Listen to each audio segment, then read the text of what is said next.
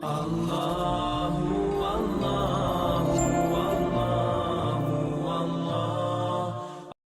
ingin titik beratkan teman-teman sekalian, dan ini yang paling banyak di Indonesia dimasuki oleh syaitan, didukung juga dengan media-media syaitan. Masalah pintu takut. Takut. Kenapa dukun-dukun itu kalau kita masuk ke tempatnya selalu gelap, ada tengkorak, remang-remang. Karena antum harus takut dulu. Kalau ada rasa takut, bisa dikuasai nama dia. Tapi kalau tidak takut gak bisa.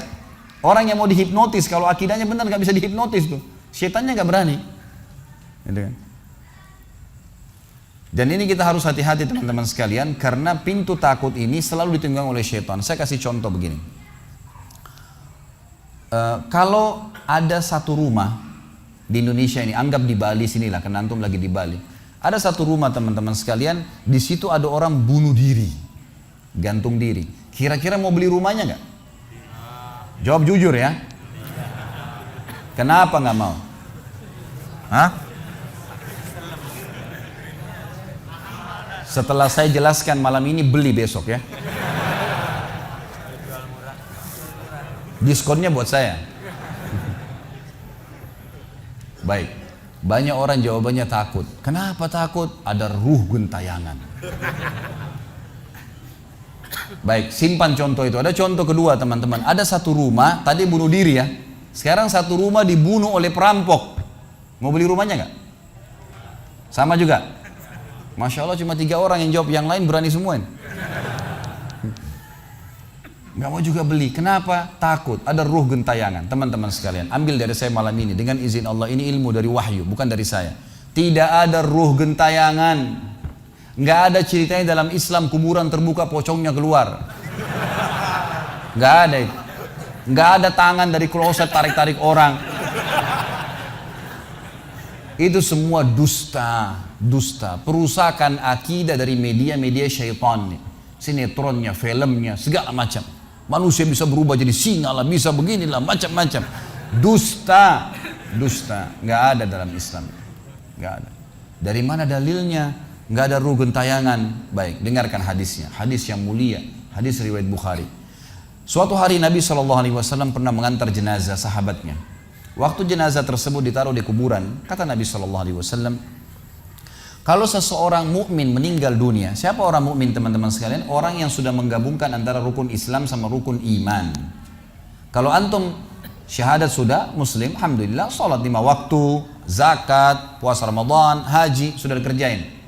Ditambah dengan keimanan, yakin Allah ada, yakin malaikat ada mencatat, yakin diturunkan dalam Al-Quran, yakin ada Rasul yang mengajarkan Nabi Muhammad SAW ada diterima pahalanya hari kiamat, maka itu namanya mukmin. Ditambah dengan mengimani qada dan qadar.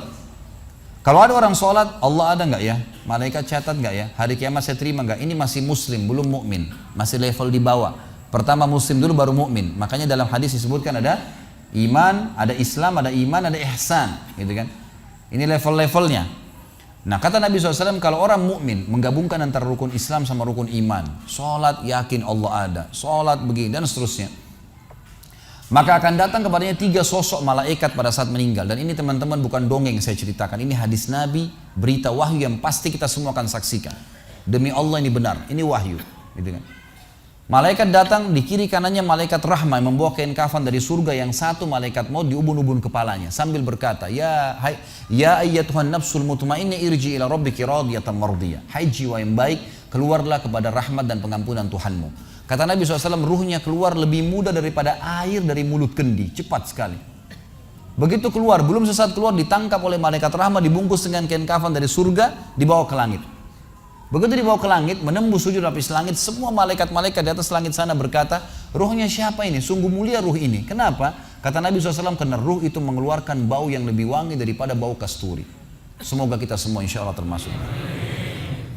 Maka kata Nabi SAW, malaikat rahmah mengatakan ini fulan bin fulan, namanya yang paling mulia di dunia. Lalu kemudian ditembuskan sampai langit ke-7, lalu kemudian terdengar suara dari langit ke-7. Allah Azza wa Jalla berkata, catatkan hambaku ini termasuk penghuni surga, kembalikan dia di dunia, di sana saya ciptakan, di sana pula saya akan bangkitkan. Diantar ruhnya bersamaan jasadnya diantar oleh kerabatnya. Baru 3 langkah mereka jalan, dia masih bisa. Ruh ini masih mendengarkan suara sendal mereka. Lalu malaikat datang mendudukkan dia lalu berkata, siapa Tuhanmu, siapa nabimu, apa kitabmu. Lalu dia kalau orang beriman, kata Nabi SAW, Allah berfirman, yuthabbitullahu alladhina amanu bil qawli tsabit fil hayatid dunya fil akhirah. Allah akan tetapkan jawaban di lisan orang-orang beriman di dunia. Kalau dia belajari agama ini lalu ditanya kenapa kau sholat, kenapa kau puasa, dia akan punya jawaban dari wahyu. Dan di akhirat kata ulama tafsir adalah yang dimaksud pertanyaan mungkar nakir atau malaikat di kuburan. Ringkas cerita adalah dia akan menjawab, Tuhanku Allah, Nabiku Muhammad, kitabku Al-Quran. Pada saat dia jawab jawaban itu teman-teman sekalian, maka tiba-tiba saja kata Nabi SAW, malaikat tersebut membukakan baginya pintu neraka. Azab, siksaan, orang teriak-teriak, api yang berkobar-kobar, dia ketakutan. Kata malaikat, lihat dari apa Allah selamatkan dirimu. Karena kau beriman, kau nggak jadi masuk sini, ditutup. Supaya dia tahu nih, kalau dia berbuat salah akan masuk situ, ditutup. Dibuka pintu surga, dayang-dayang, permadani, istana yang luas, luar biasa. Dia gembira. Lalu kata malaikat, kau akan masuk di sini. Maka si mayit tersebut pun berdoa mengatakan, ya Allah cepatkan waktu, karena aku ingin masuk ke dalam surgaku.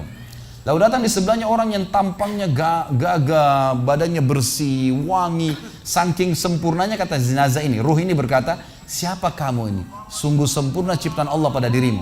Maka dia berkata, diam dulu. Maka dia berkata, gitu kan? Dia berkata, saya amal soleh akan menemani kau sampai hari kiamat. Insya Allah setelah riwayat ini kita sholat. Saya amal soleh akan menemani kau sampai hari kiamat. Maka kata Nabi SAW terdengar suara, ya Allahu alam di sini disebutkan Allah atau malaikatnya, tapi yang jelas menyampaikan dari Allah Subhanahu Wa Taala, lapangkan kuburan hambaku ini seluas pandangan matanya dan bukakanlah pintu surga baginya setiap pagi dan petang dia melihat. Maka jadilah kuburannya taman dari taman surga sampai hari kebangkitan. Baik. Sebaliknya kata Nabi SAW, kalau orang fasik, siapa tadi fasik? Muslim yang masih berbuat maksiat. Teman-teman hati-hati. Jangan kena mengandalkan sudah syahadat kemudian bebas berbuat dosa. Hati-hati.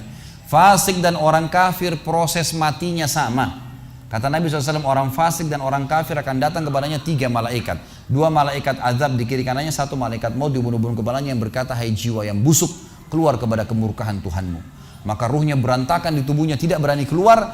Lalu malaikat maut menariknya dengan keras, ibaratnya seperti bulu domba yang dibasahkan, dililitkan di pohon berduri lalu ditarik dengan keras sehingga berantakan bulu domba itu. Keluar, belum sesaat keluar ditangkap oleh malaikat azab, dibungkus dengan kain kafan dari neraka, dibawa. Baru langit pertama nggak dibukain pintu oleh para malaikat. Lalu malaikat langit berkata, siapa ruh ini? Sungguh buruk ruh ini. Kenapa? Kata Nabi SAW, karena ruh itu mengeluarkan bau yang lebih busuk daripada bau bangkai. Wa na'udzubillah. Lalu malaikat azab membawa mengatakan, ini ruhnya Fulan bin Fulan. Ya, orang yang disebutkan nama paling buruk di dunia. Lalu terdengar suara dari langit. Allah berkata, catatkan hambaku ini termasuk penghuni neraka. Di sana kembalikan dia di dunia, di sana saya ciptakan, di sana pula saya akan bangkitkan. Di antara ruhnya bersamaan pengantarnya mengantar jenazahnya. Begitu masuk dan 3 langkah, ya.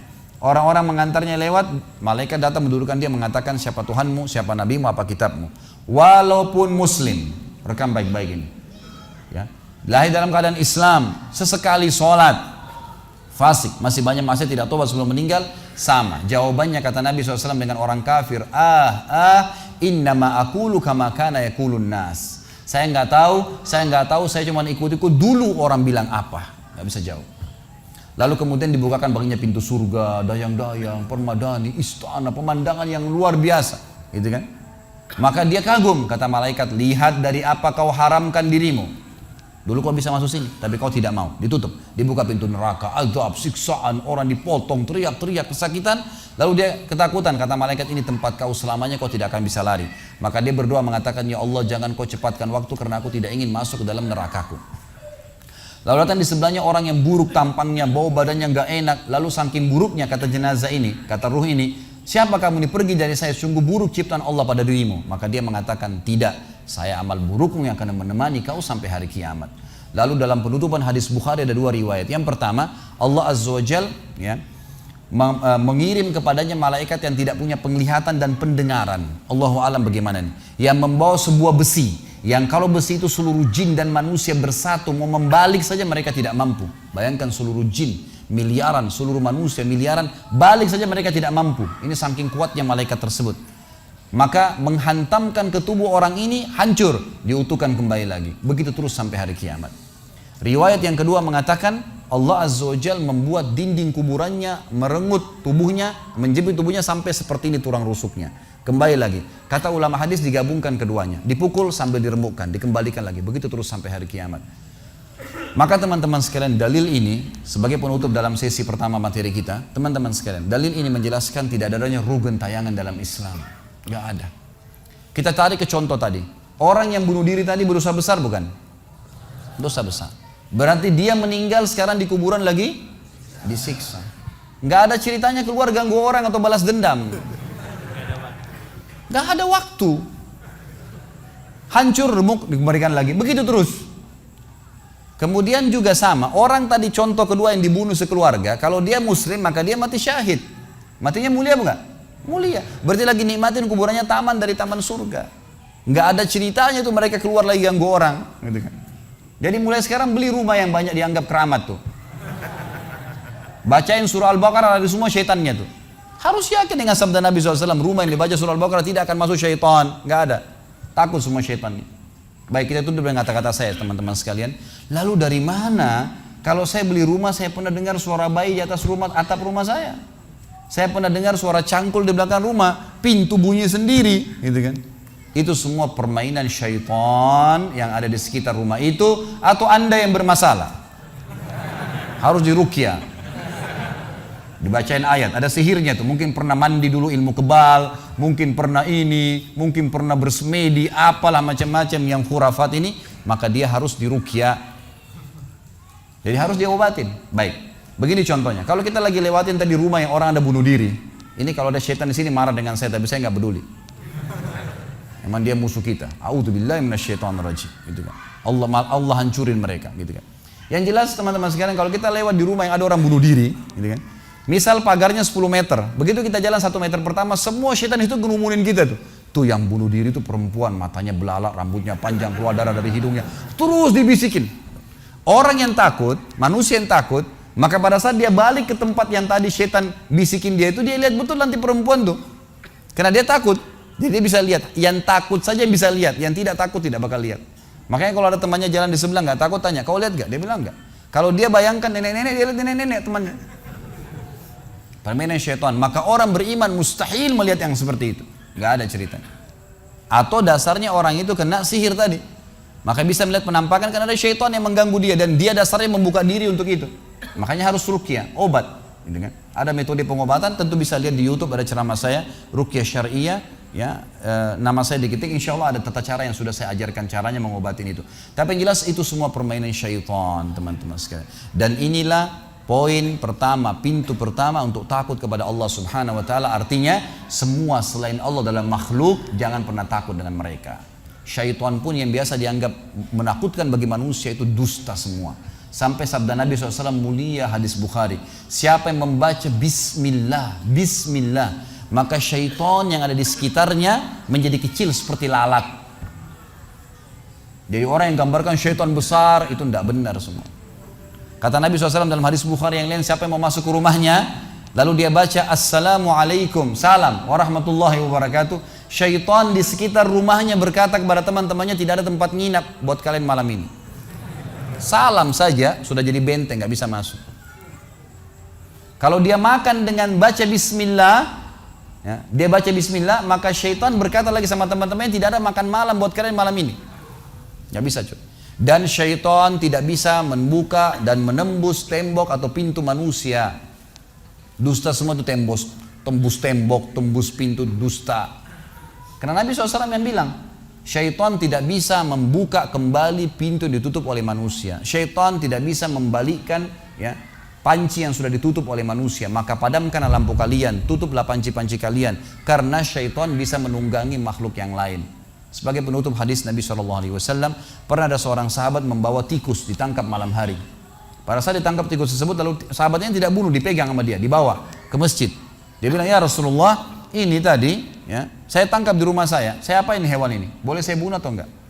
Kata Nabi SAW, jadi tikus itu sambil ditahan oleh sahabat, kebetulan Nabi SAW punya tikar yang dipakai sholat, di sebelahnya ada lilin kecil, minyak dengan api, gitu kan?